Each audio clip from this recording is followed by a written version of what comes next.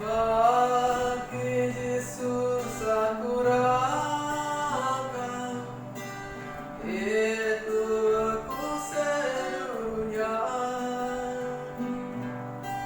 Hati tanpa rupa terpuja, umatku miliknya.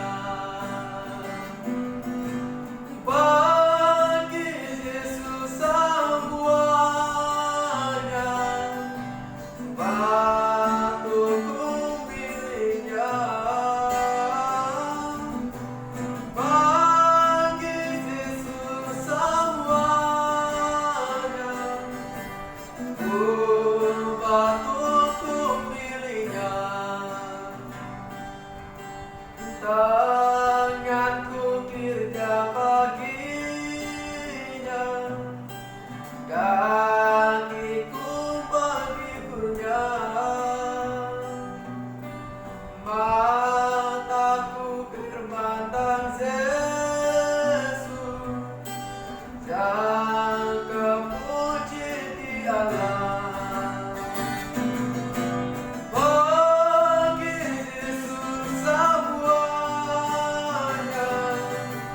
jangan puji Dialah.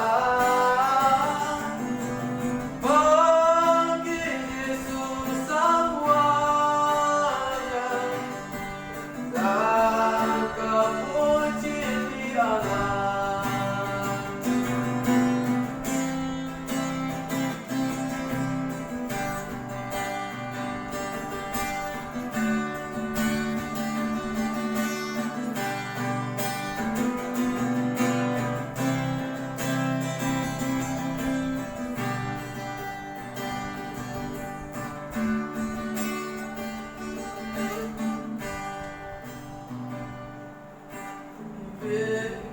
Because Yesus, because